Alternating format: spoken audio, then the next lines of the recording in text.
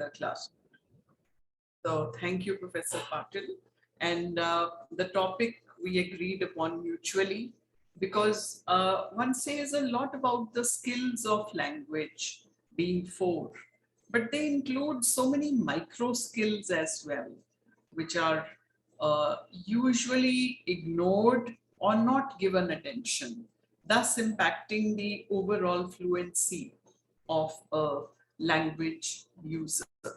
So in my lecture, I will of course be talking about listening, speaking, reading and writing, but I will also be paying attention to the micro skills that prop up these four skills. So my lecture is going to be divided into four parts. The first part is going to talk about the whole language learning endeavor.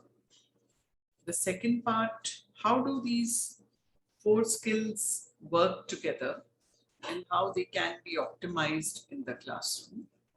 The third part will speak about the micro skills that I referred to, which prop up these four skills.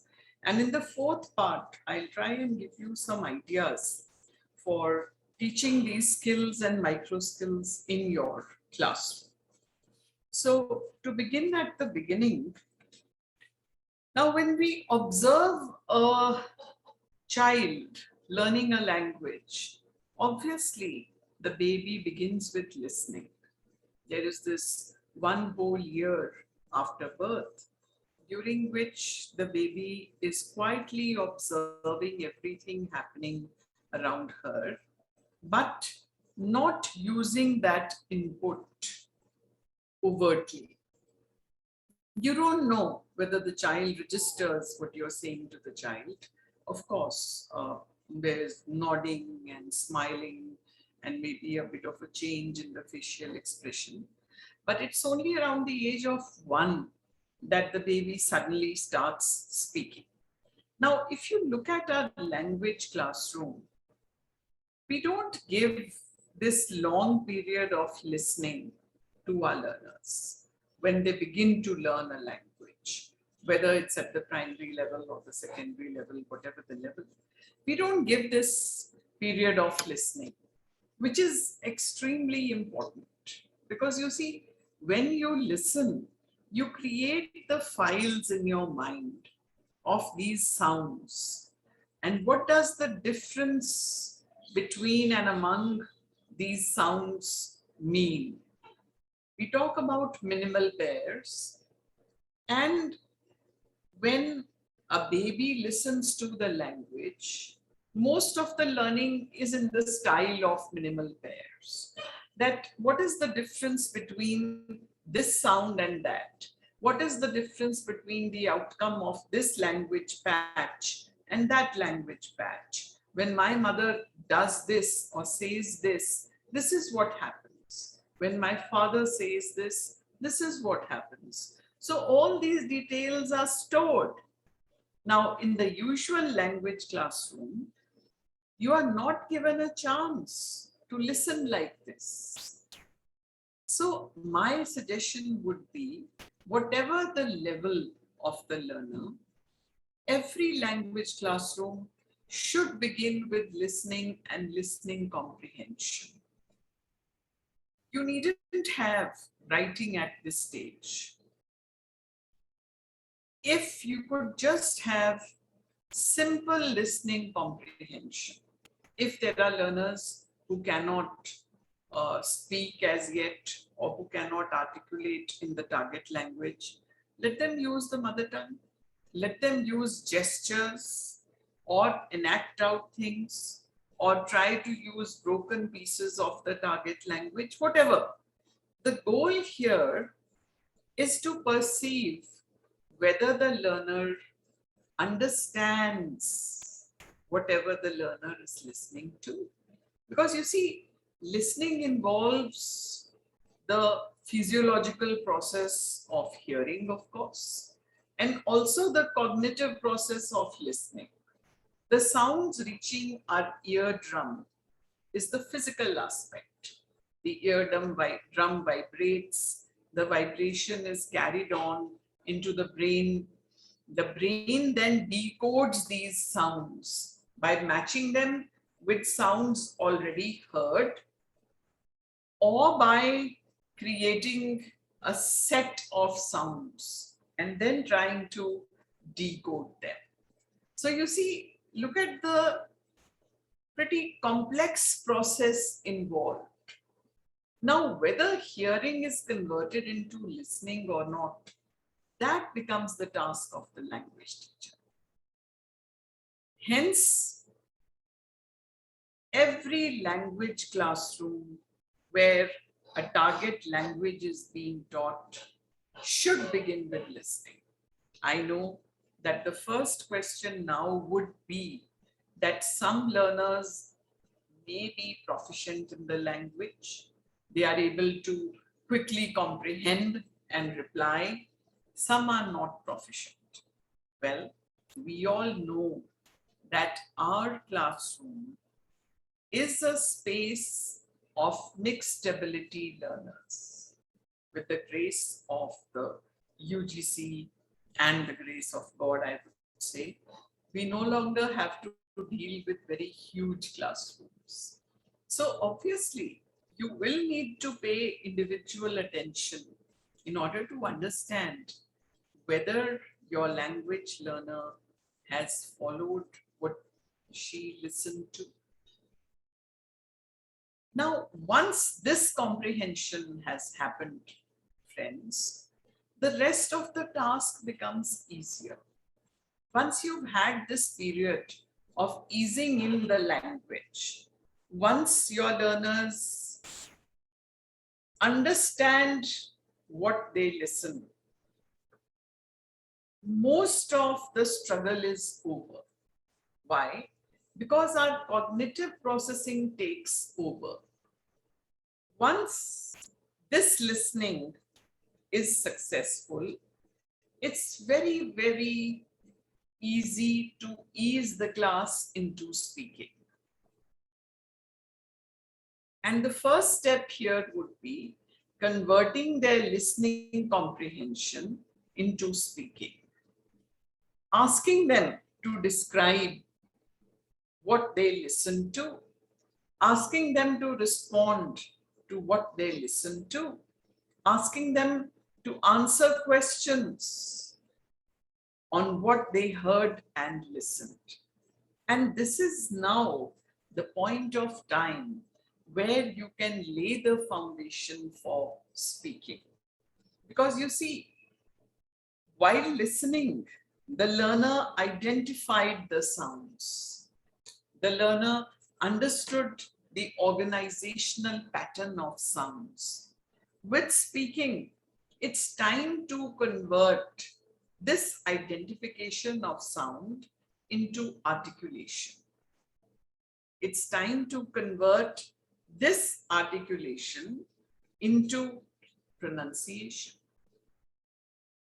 Now, coming to pronunciation, the biggest stumbling block where pronunciation is concerned, and a question that comes up in session after session. What kind of pronunciation do our learners require?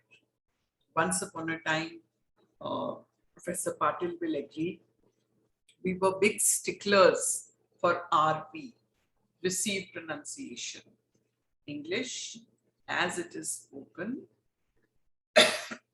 in the United Kingdom by the Britishers, because it was believed that the Britishers who have English as their mother tongue are the model as we say in Indian English. And anyone who can pick up a British accent rules the roost. The American English, no, that's not for us Indians. We follow the British. Now, friends, we've got to remember that with the proliferation of world Englishes, please note, it's not world English, it's world Englishes. World Englishes means every country every speech community has a variety of English. I'm sure you've heard of Singlish, Singapore English, or Chinglish, Chinese English. Closer home, Indian English, Pakistani English, Sri Lankan English, Korean English, Australian English. So this whole interface between American English and British English is now a thing of the past. Just as our Angrezi Hatao Andolan is a thing of the past. Britishers go back, take English with you. Nothing doing. English is the lingua franca of the world. And if we look at our country carefully, which is the language that every state can follow? English. There's no other language. So whether we like it or not, here is a language that has become the lingua franca of the world. So much so that at many places it's called Globish, the language of the globe. And here, to stick to the British accent or the American accent would be something that would take away from being understood anywhere in the world. Because in today's world, there has emerged pronunciation that is standardized and that is not identified with any one country. Pronunciation that can be understood anywhere in the world. So no need to put on an accent whenever you are using English. Also, remember that this whole debate about native speaker and non-native speaker is now old hat. We don't have any geographic boundaries in the use of language. More so after the digital age took over, especially during the pandemic, especially when we are talking about Industry 5.0. We are talking about a digital era. The culture and civilization of the world has taken a digital turn. So, a child sitting in India, chatting with a friend in the US 6 hours a day, can also be a native speaker,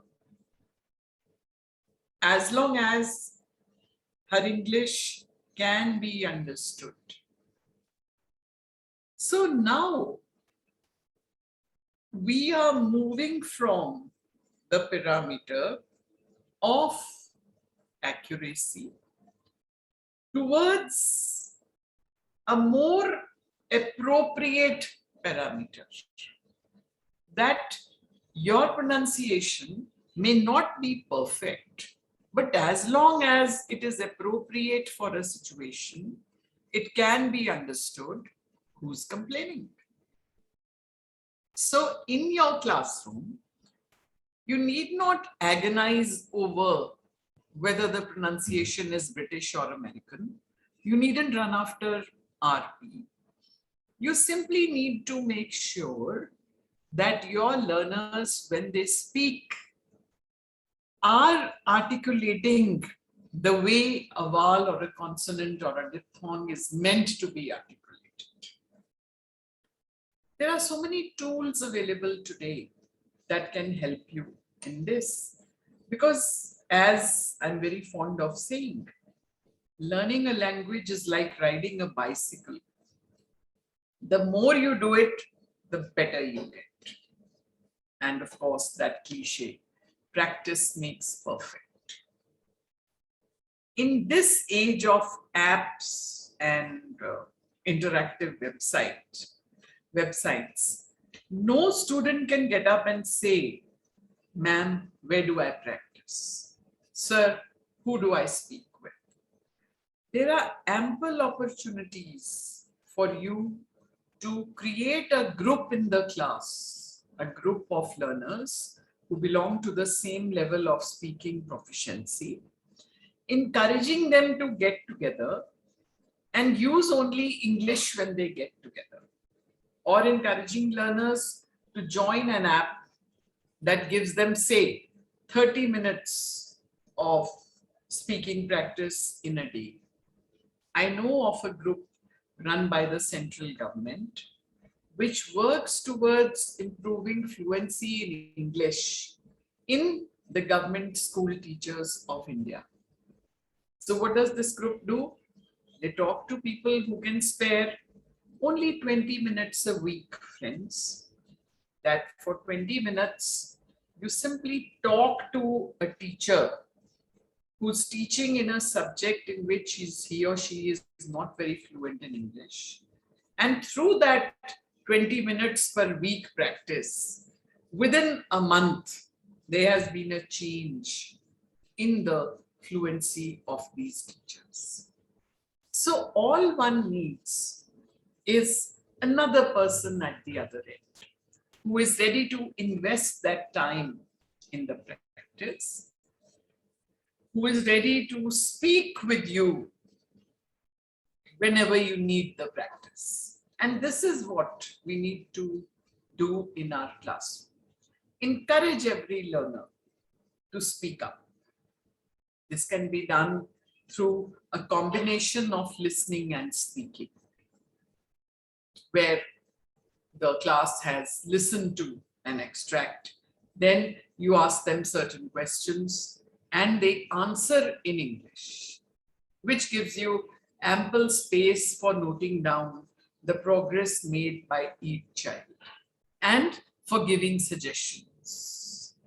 Because speaking involves identifying the sounds, speaking involves articulating the sounds, speaking involves an understanding of the organization of language as per sound system. Speaking also involves linking the words and their meaning. So, which is why the more listening and speaking in the classroom, the more proficient learners. There is often this concern about code switching or code mixing, that ma'am, in my classroom, learners often keep switching from the mother tongue to the target language, or from Hindi to English, or from English to Marathi. And my answer always is that code switching or code mixing means that a learner is using his or her mind to use the language. What is the person doing? Simply substituting words and structures that he or she may not know in English with words and structures in their mother tongue. Where is the problem? Because this code switching and code mixing is going to give you an agility in using language. You'll be able to use language with ease, with fluency, because when you constantly switch from one language to the other, you also gain in proficiency. Also, friends, let's not forget the bilingual methodology, which clearly says that in the classroom, you can use the target language and the mother tongue, provided you taper off the use of the mother tongue so that the use of the target language is encouraged. Those of you who've studied in convent schools would remember how we were asked to stretch out a hand for a ruler if we used our mother tongue during the class. Now, that may be slightly harsh, but perhaps by and by, you can encourage a level of comfort in English so that your learners begin to use English in the classroom. By and by, you can reduce the use of the mother tongue in your classroom. I wouldn't say that right from day one you start this exercise. Once you have the measure of the learners, you understand what each child's ability is, then you can work towards reducing the, the amount of time that a learner uses the mother tongue. Even if it is broken English in the beginning, encourage them to speak up. Now, coming to reading. Reading acts like a cognitive bridge, friends, between listening, speaking, and writing, which is why reading comes next. You'll notice in most primary classrooms, the skill in between speaking is missed out, and learners jump from listening to reading, and that too without checking comprehension at the level of listening. So remember that reading is the cognitive bridge between listening, speaking, and writing, which is why reading is very important. There have been lots of research studies conducted on the acquisition of reading, that how exactly is this mysterious ability developed? And all of them arrive at the conclusion that when you are reading the text, there are two ways in which you can attach the meaning to the word. One is, of course, you read each word carefully. The other is that you pay attention to the surrounding words or the context of what you are reading. And then automatically reading comes to you. So what do you need to do? You need to encourage your learners to read. And when I say read, I don't mean just reading aloud in the classroom. Because reading aloud without teacher intervention is going to be counterproductive. Learners at this stage are usually slow in reading. So you may find learners pulling words apart and then putting them together and then reaching the meaning. Reading aloud in the classroom for the same reasons is not reading that helps learners much. Because obviously, while a learner is reading, you may be focused on the errors that the child is producing, but your focus actually should be on the cognitive environment of the child. Is the learner able to pick up what is being said, able to understand what is being said, and respond to what is being said? So friends, it's not just reading as a flat exercise. As teachers, we need to be responsible for understanding the reading needs of our learners. Every school worth its salt has a library on the premises. It's a good idea to devote one day a month to the library. Take your class to the library. Let them sit through the class. If you recall, in our days, there was a designated library day, and you were allowed to pick up one book, which you then kept for a week. Perhaps in the face of the reading speed of the learners, we can work out some kind of arrangement where it could be 2 books a week or as many books as you want in a week. Also remember the role of extensive reading and intensive reading, where extensive reading helps you attach the appearance of the word to its meaning. Intensive reading helps you acquire vocabulary. Intensive reading helps you acquire grammatical structures, and it inhabits the schemas in your mind. What is a schema? Schema is the knowledge you have of a certain subject. which is preserved in the mind. So reading keeps adding to that knowledge. Listening has added to it, speaking has added to it. Now reading as the cognitive bridge is going to use the ability developed during speaking, and then it's going to convert these abilities into a visible form, words on the paper, and then further send them to the writing section. Now, the writing section is the place where all the input from listening, speaking, reading comes together and works towards producing a responsible, effective writer. In your classroom, you needn't be very ambitious. You can simply focus on your learner creating certain structures for writing, creating certain templates for writing, and being able to independently write. Now, in this age of typing and keyboards, we seem to have forgotten the importance of handwriting, whereas the examination hall demands handwriting.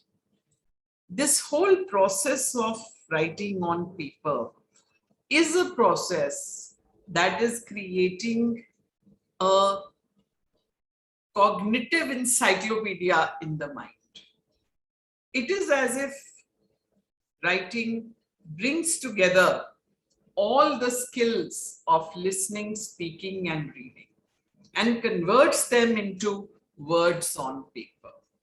So you see, friends, if in one skill your teaching in the classroom has not been adequate or your learners have not responded, it's going to impact all the other skills as well, because they come together. They come as a package. You can't separate them. They work as a team. Remember that. So don't expect your learners to pick up pen and paper without any kind of encouragement from you or without any kind of tasks from you. The tasks are very important.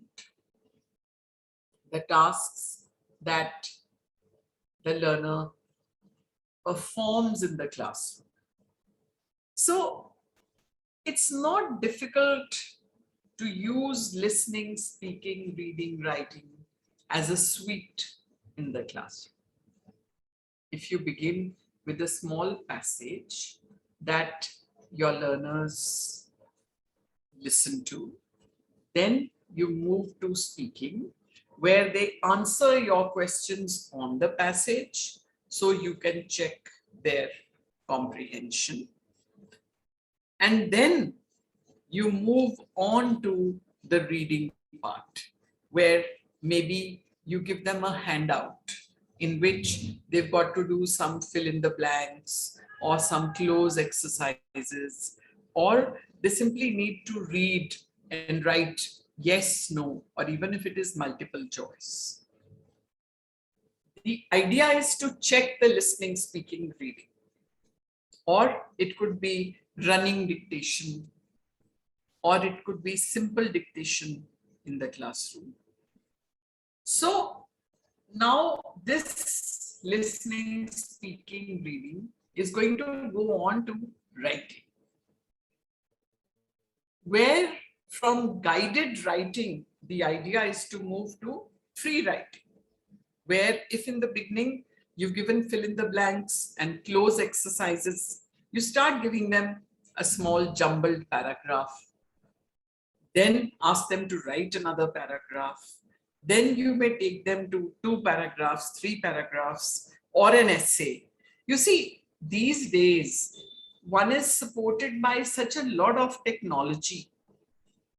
There's all kinds of material available on the World Wide Web that can easily be downloaded and used in your classroom. So why not use it? Why not pick up all that beautiful material? There are lovely stories that are available. There are audiobooks that are available. Why not begin with the audiobook? And by the time you reach reading, your learner is happy to convert to the book that requires reading in the classroom. And remember, friends, there's a difference between reading per se and reading aloud. When you ask a learner to read aloud in the classroom, you are creating a situation where the learner may perhaps not be comfortable. Also, whenever a student reads aloud in the classroom, the teacher's attention is automatically focused on the pronunciation. And the whole process of comprehension gets overlooked. Is the learner understanding what he or she is reading? Hence, reading aloud is not something that is favored by educationists and teacher trainers, for the simple reason that reading aloud may not give us the advantages that it should, unless it is accompanied with tasks and exercises, as I told you. Now, the question arises, there's such a lot of noise made about how to teach grammar. What is grammar? We must address this question as teachers. For me, is grammar Nesfield or N. Martin? You'll notice I've now started talking about the micro skills. So, is grammar what you find in Nesfield and Renan Martin? Here too, you've got to remember that just as we made the shift from accurate to appropriate, we've also made the shift from prescriptive to descriptive. That our response to our learners' language is no longer the response of right and wrong. It is the response of, okay, this is how you use this word. Fine, let me show you how so and so uses it. Or let's look at the dictionary. So that whole idea of right and wrong gets erased somewhere. It's more of a question of how your learner chooses to use the language. Because friends, with the passage of time, and thanks to our dear Noam Chomsky, our whole definition of language has changed. Language now is not in the traditional sense a matter of watertight compartments of correct and incorrect. Chomsky clearly said that grammar is now what we carry in our minds. That helps us to organize the language that we use. So in the classroom, it's not fair to restrict learners to that book of grammar. Rather, one needs to give them input that will feed into this mental grammar, this competence that they have for the language. Because every learner in the classroom is given the same level of competence by the teacher. But the performance of each learner is different. Why? Because as individuals, we all vary. We all are different in our language ability. So where grammar is concerned, at the beginning, one need not focus too much on right and wrong. Perhaps one can do it once the learners have become comfortable. Now, talking about vocabulary, another micro skill. Up to a few years ago, Vocabulary was called the Cinderella of language. Why? Because nobody paid it any attention. In today's world, we do give importance to vocabulary, but not as much as we should be. This whole idea of having a list of difficult words, giving a glossary to learners, is an idea that is self-defeating in its purpose. Expanding your vocabulary is like adding a friend to your friend's circle. It's knowing a word in all its forms, in all its meaning, connotation and denotation, knowing its antonyms, knowing its synonyms, and also knowing the cultural context of the word. It's quite like a dear friend, because once words become dear friends, then friends, they enter our active vocabulary, meaning the vocabulary that we use on a daily basis. So make words a part of your active vocabulary. Use a dictionary. There's no shame in using a dictionary. And start noting down words that you come across. Tell your students, if you come across a difficult word, write it down or note it down on your mobile or your laptop and look it up in the dictionary. It's a good idea to carry a dictionary to class, because when you carry a dictionary, you are giving your learners the message. Here is a language in which, if you want to be proficient, you will need the dictionary. There's no ego or any kind of criticism associated with using the dictionary, because here, sir also brings the dictionary, ma'am also brings the dictionary. And in today's world, you don't have to carry a heavy dictionary. You can just use it on the web or download it to your mobile. That's it. So remember that words are like best friends. If you want to build an active vocabulary, you will have to be active with your words. You will have to play games with them. And you will have to go out of the way in order to gather new words. This is the advice that should go from you to the whole class.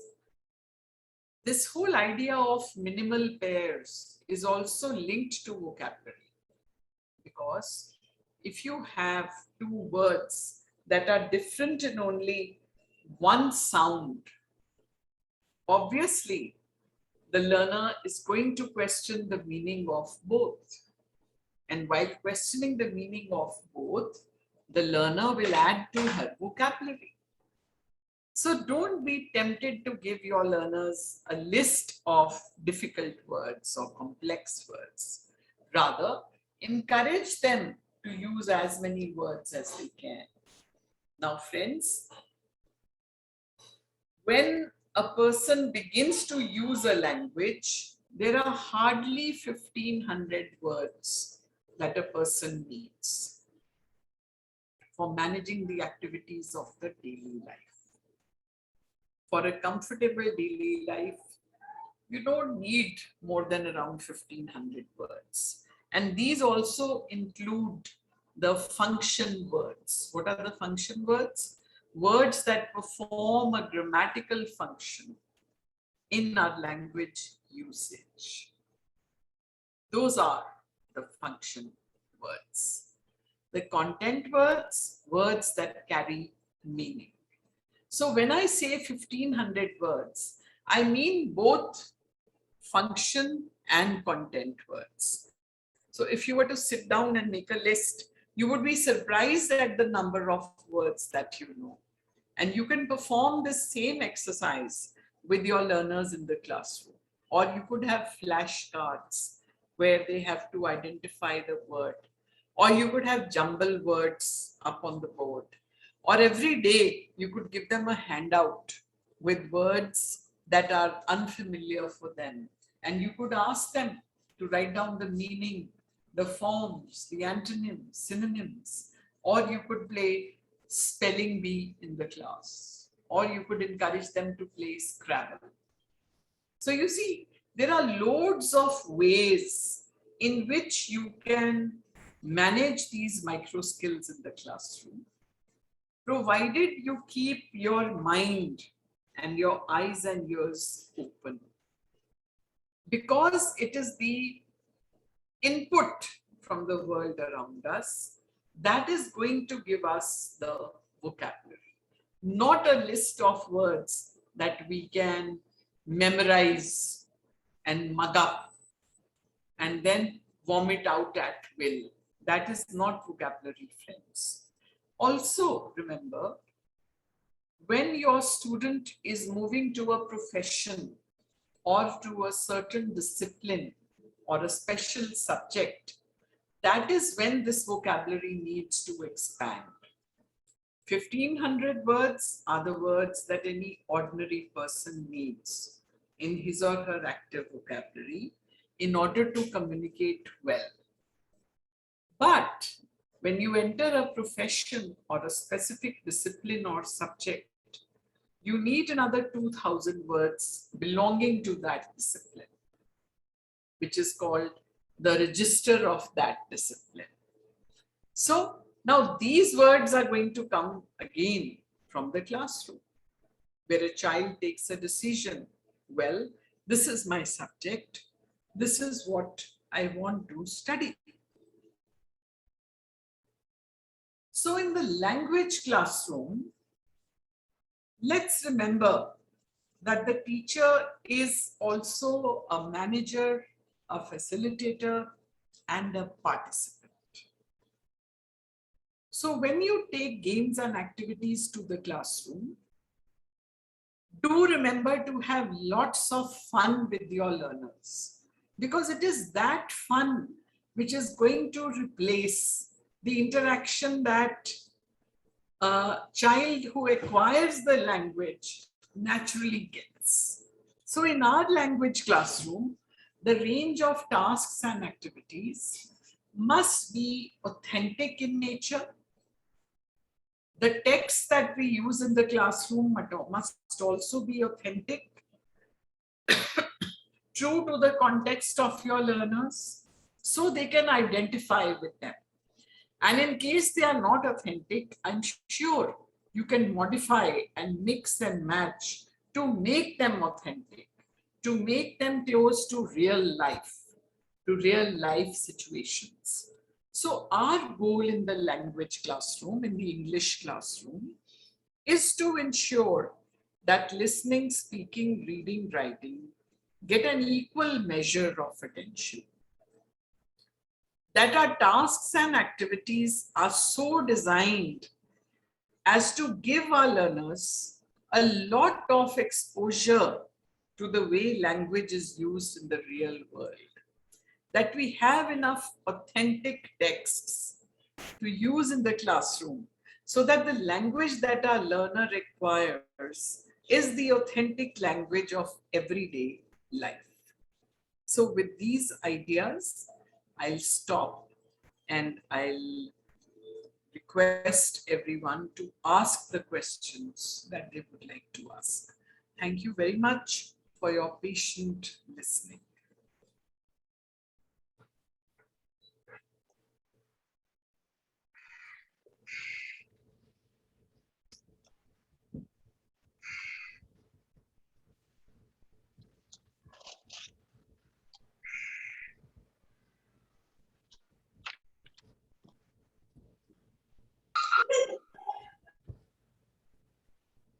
Thank you very much, Professor Gupta.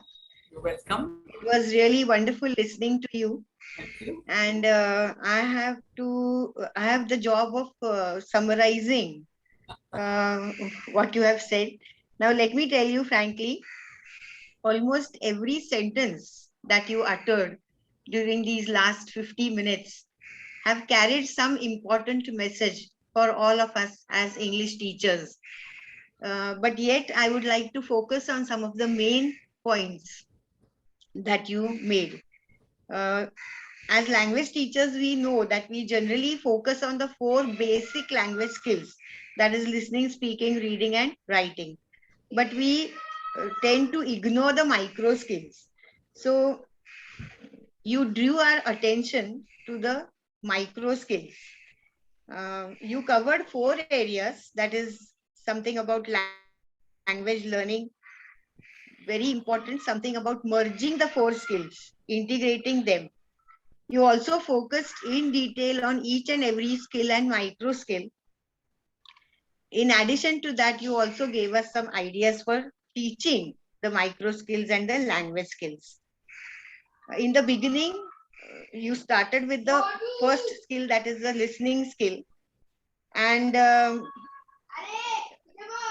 you stressed the importance of listening skill, because language learning should begin with the listening skill, where we are exposed to the new language and where we store whatever input we get from around us, which is of course very important. Then you very nicely explained step by step this complex process of listening, starting from hearing to listening and comprehension. You explained how listening proceeds to the speaking skill. Actually, you showed us how all the four skills are linked together, how one leads to the next one. One very important thing that you made us aware was about the concept of Englishes, the world Englishes like Chinglish, Singlish, and of course Indian English, and then how it can be referred to as Globish and not just English. You also pointed out how it is important to move from the parameter of accuracy to the parameter of appropriateness, because there are many teachers who insist on accuracy and correctness. You made a very good comparison. Learning a language was compared by you to riding a bicycle. We keep on improving with more and more practice. Uh, Coming to the speaking skill, you suggested a number of ways how we can help the students to improve their speaking skills, like um, making groups and encouraging them to speak, giving them more and more opportunities to use the language and ignoring the errors. Uh, you pointed out the positive aspect of code mixing and code switching, because that is not the general attitude of teachers or people towards code mixing and code switching. So you rightly said that it gives the agility in speaking. Most important, you spoke about the cognitive aspect of each and every skill. So every time you explained a skill, you focused on the cognitive aspect of the skill. According to you, reading is the cognitive bridge between listening and speaking on one hand and writing on the other hand. You also told us how reading aloud, just reading aloud without the intervention of teachers, can be dangerous. So we should avoid that. We should learn to avoid asking students just to read aloud when there is nobody to monitor them. And it is the cognitive environment of the reader which is more important. I totally agree with you here. So as school students, we also used to have one day a week when we used to visit the library. If not per week, at least per month, the students can go to the library and read whatever they want to read. Again, you explained how reading leads to writing and how writing is the gathering of input from all the remaining skills. It creates the cognitive encyclopedia, as you said, in the mind. Very important, what you said was that all these, all this teaching of skills and micro skills is not very effective if we do not give them appropriate tasks and exercises to perform in order to develop the skills. So, selecting the tasks or preparing certain tasks or converting some games into tasks, that is very, very important. And of course, you suggested that we can use the internet sources for doing that. There are so many available these days. Coming to again to the micro skills, grammar as a micro skill. Again, you pointed out that here we should move on from prescriptive grammar to descriptive grammar. We are so much engrossed, caught up in that prescriptive grammar as teachers. We should really change our attitude and begin to think about descriptive grammar. As you rightly said, we should try and erase from our minds this idea of correct and incorrect, right and wrong. Because, again, as you rightly pointed out, the very definition of language is changing. Everything in the world has changed over the last decades, and even the definition of language has changed. So, you referred to Chomsky here and told us that grammar is something that helps us to organize our language. So, I think we should start looking at English grammar from this perspective, looking at grammar as something that helps us to organize the language in our mind. Vocabulary is another micro skill, very important. Again, you made a very nice comparison that adding words is like adding new friends. And just as along with the new word, so many things come together, like the pronunciation, the spelling, the meaning, the usage of the word, and the cultural context of the word. So same things, along with a new friend, so many things come with the new friend. Similarly with the new words. Many teachers or even many students, they avoid using the dictionary. So again, you changed our way of looking at a dictionary, that there's nothing, I mean, no harm in carrying a dictionary. You can use it. It is another friend of ours. You pointed out that around 1500 words, including content words and structure words, are enough for us in daily life. So those who just want to use English in daily life, I think they can focus only on that limited vocabulary, but learn to use it competently. One more thing that I liked very much, you said that the teacher is like a manager, a facilitator, as well as a participant in the learning process of the students. So I gathered these main things from whatever you said. We shall now proceed to the question answer session. If anyone has any questions to ask, you can ask them in the chat box. Teacher, we can allow them to unmute themselves and ask question. Not a problem. They should raise their hand. Okay, you can raise your hand and you can ask the questions. Thank you, ma'am. I am viewing my lecture in a new light after your summary. I think it's a very, very beautifully done summary. And you really paid attention to what I was saying. Thank you so much. Thank you, madam. So is anyone willing to ask questions? You can go ahead. If you like, I can put my email in the chat box. So sometimes, people have questions in retrospect. Yes. Always email them to me. Not a problem. Okay, as she has suggested, you can mail the questions to her later on, or while some of you are chatting, typing the questions in the chat box. Rahul, can I ask Dr. Patil to give his comments? Yes, ma'am, we can do that. Okay. So I request Dr. Z.N. Patil, the president of ELT Pune chapter, to give his expert comments.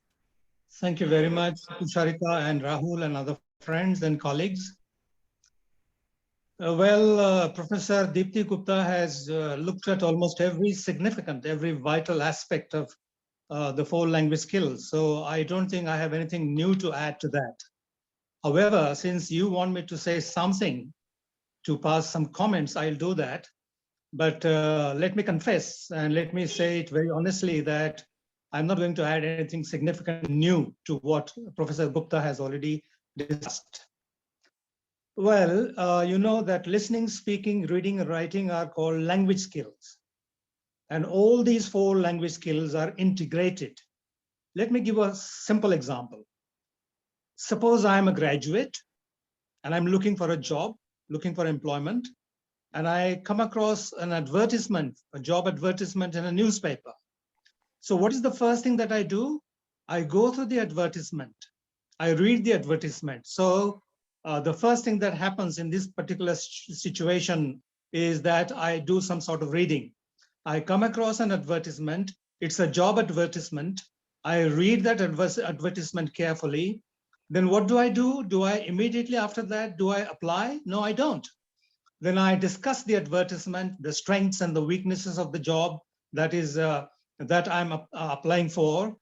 And I discuss the pros and the cons, the pluses and minuses, merits and demerits, or advantages and disadvantages of this particular job with my family, with my friends, with my students and colleagues, and so on and so forth. So reading the advertisement is followed by discussing things related to the advertisement, to the job. So reading is followed by speaking. And when I am talking, my family members are listening. And when they are talking, I'm listening to them. So I read an advertisement, I discuss this advertisement with family and friends and colleagues, and then I decide to apply. So I have to write an application, so writing is involved. And then my application reaches the prospective employer, and the prospective employer goes through my biodata or my curriculum vitae and my application. So what I'm saying is, with the help of this simple example, we can illustrate the point that listening and speaking, reading and writing are all integrated. And of course, when we prepare or produce teaching materials, we need to see to it that these exercises that we design, the activities that we frame on a particular unit are integrated, that there is something, or there are some tasks on listening, some tasks on speaking, and some tasks on reading and writing. That's one way of integrating the integrated. You know, what do I mean when I say integrating the integrated? Listening and speaking and reading and writing are already integrated in actual life, in real life. But when we produce teaching materials, we need to artificially weave them together in a unit, in a lesson. That's number one. Number two, when we talk about listening and speaking, reading and writing, we must remember that all the four skills are retentive. For example, when I was listening to Professor Gupta, I was retaining in my mind what she had already said, right? So I have to retain in my brain what the speaker has already said some time ago. Only then can I understand what she is saying at this particular moment of time.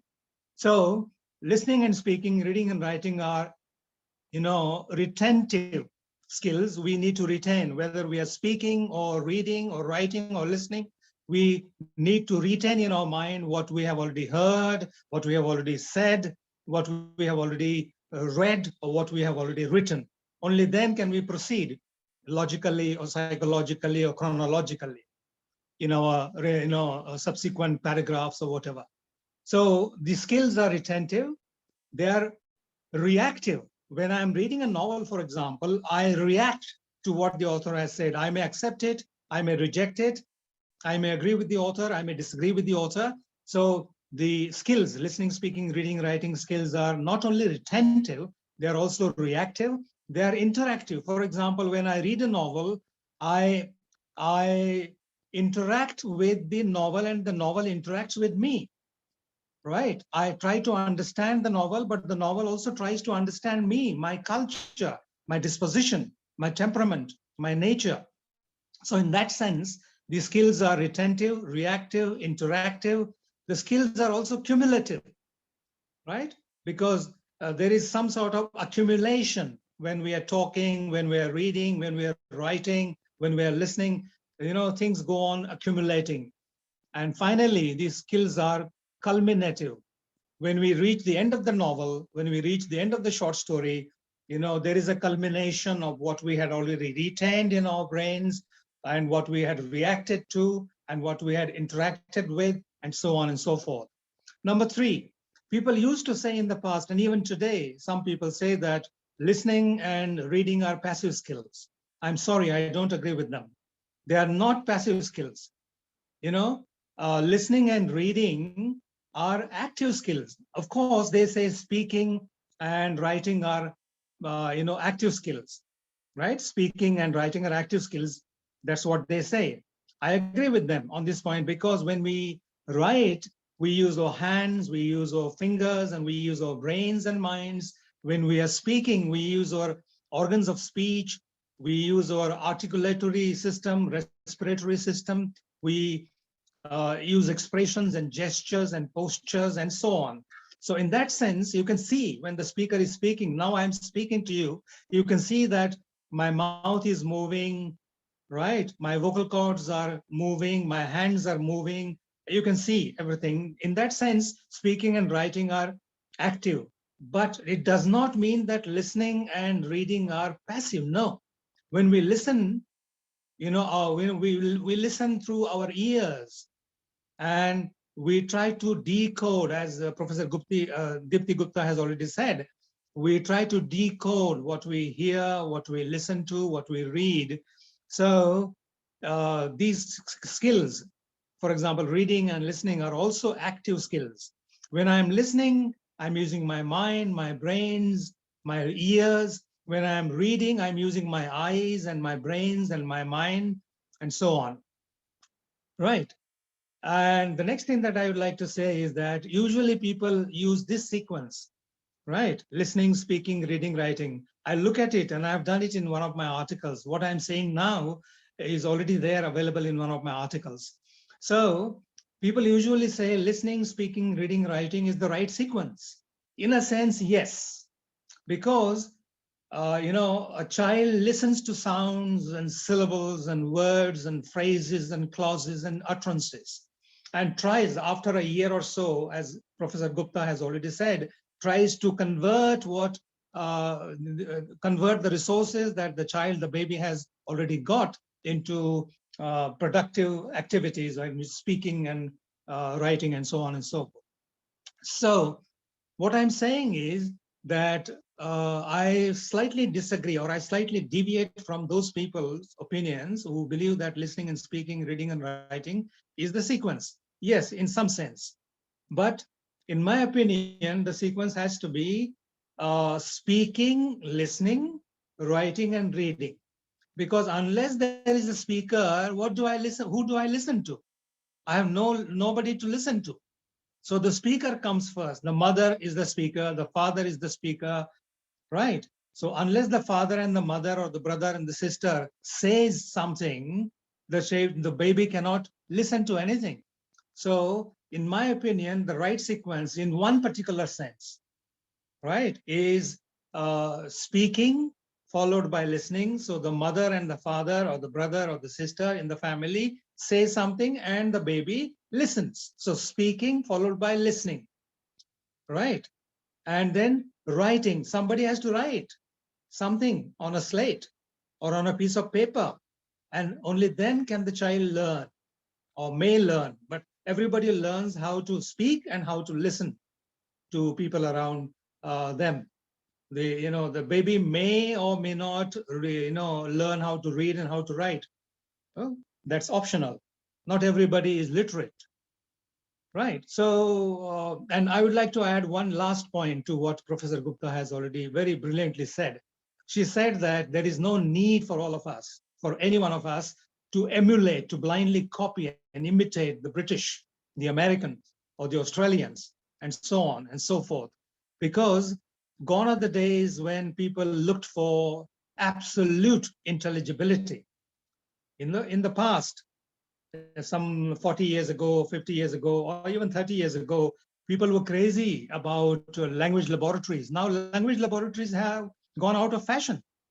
The language laboratory that we have on the campus of English and Foreign Languages University in Hyderabad is dormant, is inactive, because we no longer believe in received pronunciation or King's English or Queen's English and so-called standard variety of English.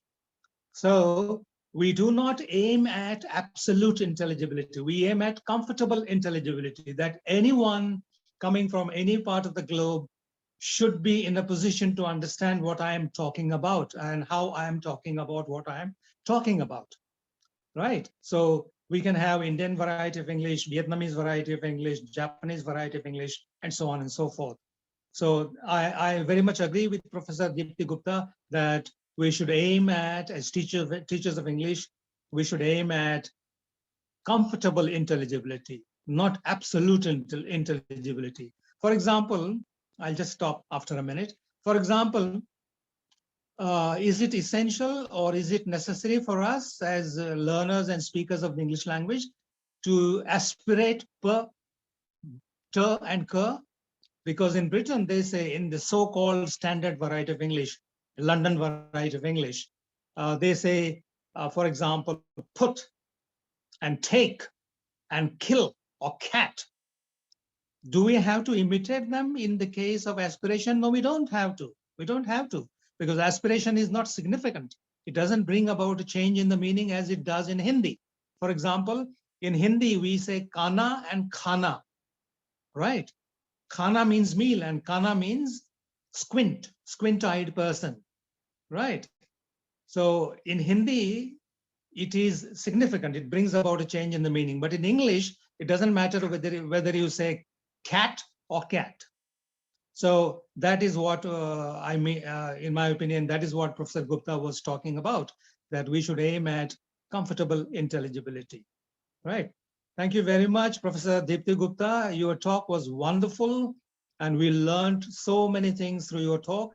It was quite comprehensive, quite exhaustive, and above all, it was very plain and simple. You tried to express whatever you wanted to say, and at no point of time during your talk did I realize or did I feel that you were trying to impress. No, you were not trying to impress. You were trying to express. You never try to. I know you very well. You are not one of those people who try to impress other people. You are always yourself. Thank you very much for honoring our word, our invitation. And thank you very much for donating 1,000 rupees for this noble cause. And we'll make a special mention of your name when we meet the Afghan friends in Pune tomorrow or day after. Thank you very much. And wish you all the best. Wish you and your family good health and happiness and peace of mind. Thank you. Back to you, Rahul. Thank you everyone for inviting me. Our pleasure, our pleasure. Rahul, back to you. Thank you, Dr. Z.N. Patil. That was really wonderful as usual. And since I think there is nobody who has come up with a question, I am not exactly going to ask a question, but I would like to say something. As you rightly said, we learn the language in the natural way when we are exposed to that language, beginning with the listening skill. But when we teach English as a second language in schools at the nursery level, pre-primary level, we begin with the advanced skills. We begin by teaching them A for apple and then identification of the letters and so on. So if we have to really teach English as the way we learn a natural language, I think we need a complete revolution in the system of education, which is probably going to remain a dream. So we don't know. So what would you say about that, madam? I feel that there are signs. There are signs of the realization of this dream.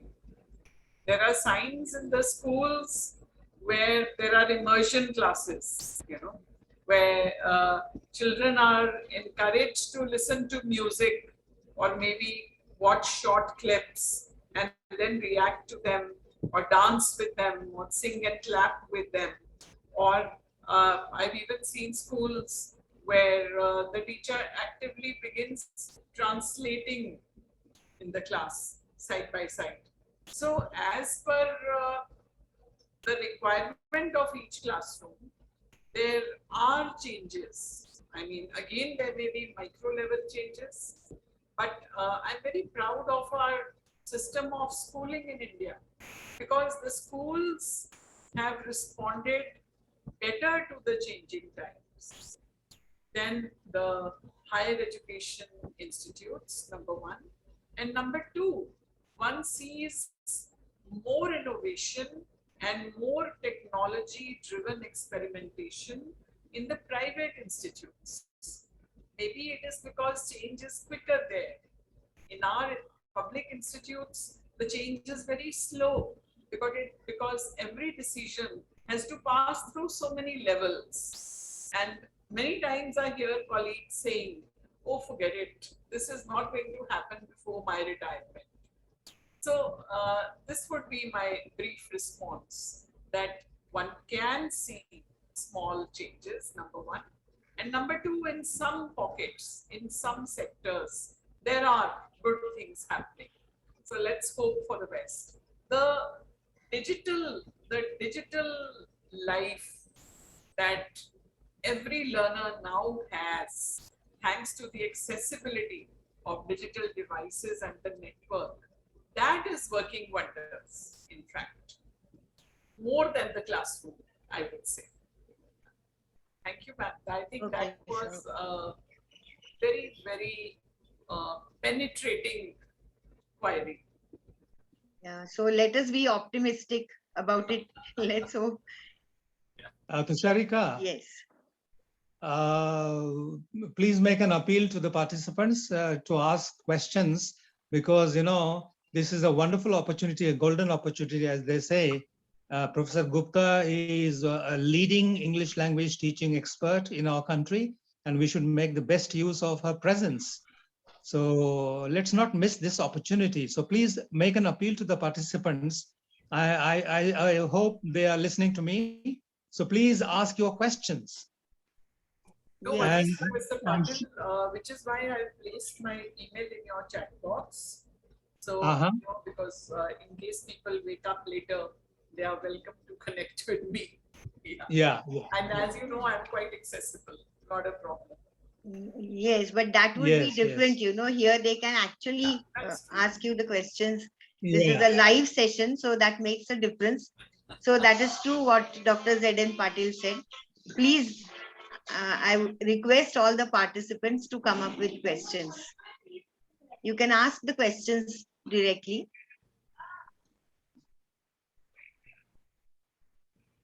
There are about 50 plus people, you know. Yes. There are about 50 plus people, and no one has a question. Or maybe you would like to say something. Yeah. Not exactly ask a question. Yes. Yeah. That's right. You can raise your hand and we will allow you to unmute yourself and speak if you don't want to write. Otherwise, Professor Dipti Gupta may think, oh, Marathi teachers of English don't. Not at all, not at all. So that's not going to happen. I'm just kidding.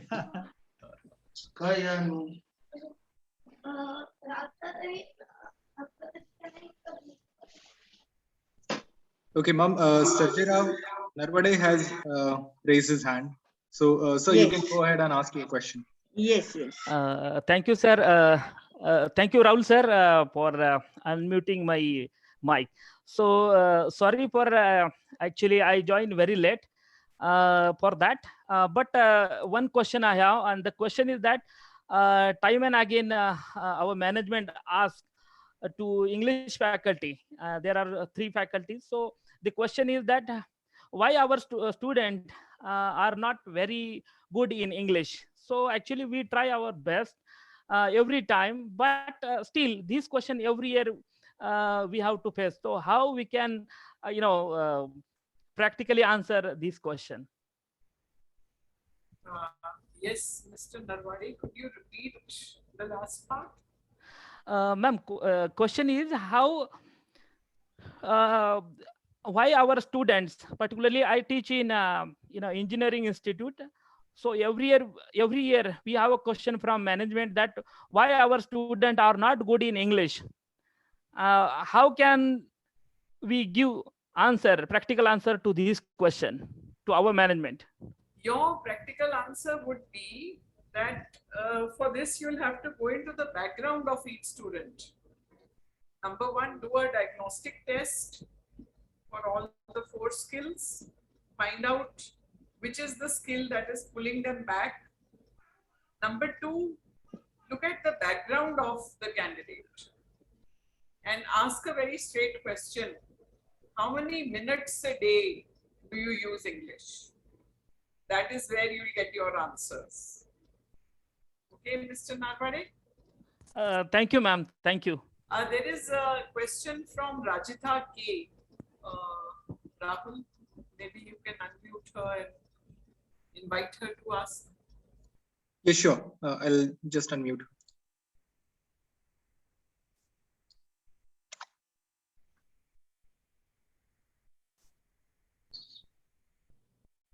Yeah, ma'am, you can ask your question. Rajitha, ma'am, please unmute yourself.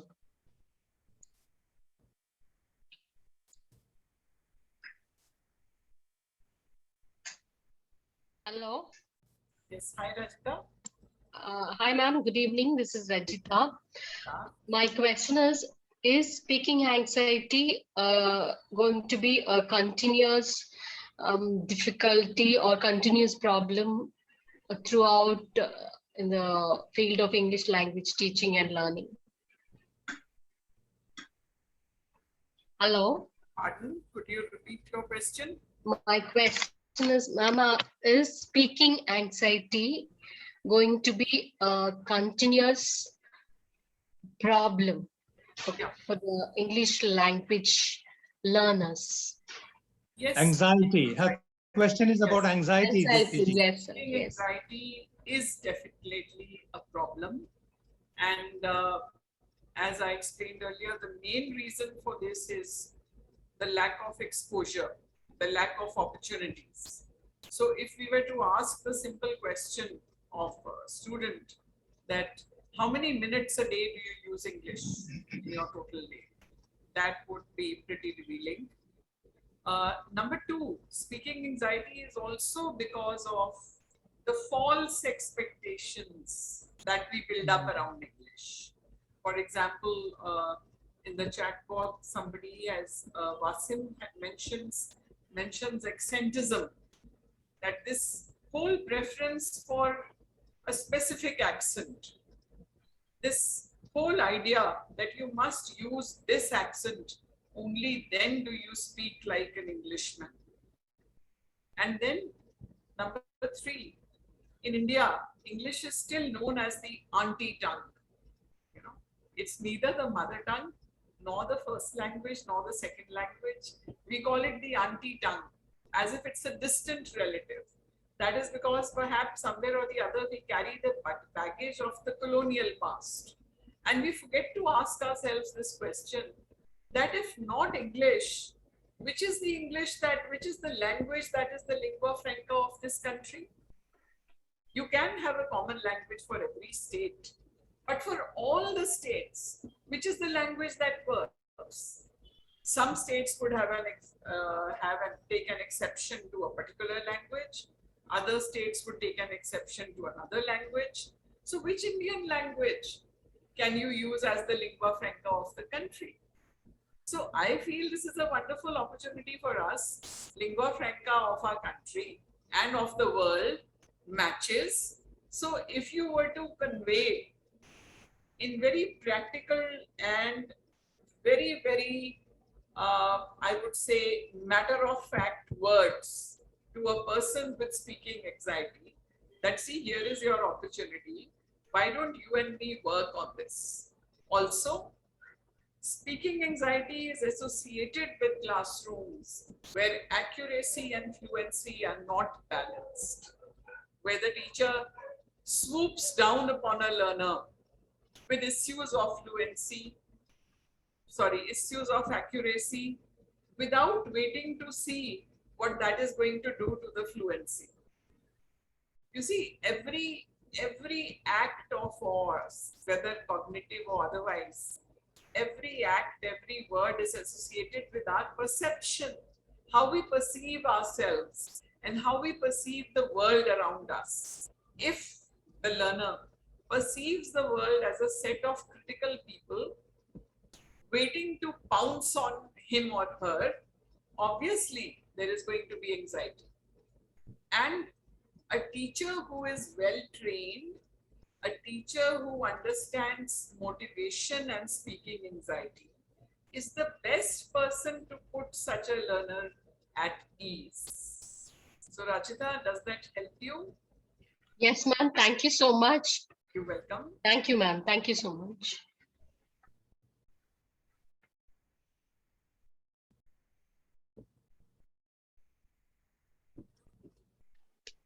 Any more questions?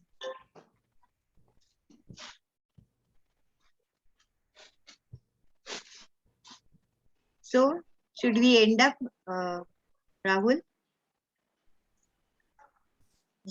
Yes, ma'am. Okay. Before we end the session, I'd like to ask all the panel members to switch their videos on so that we can click a group photograph. Ashok sir, Kiran sir.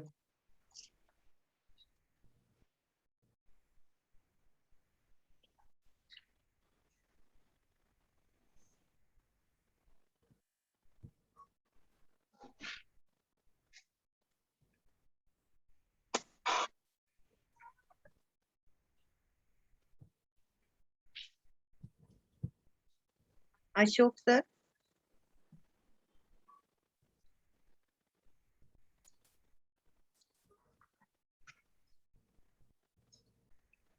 Is he there?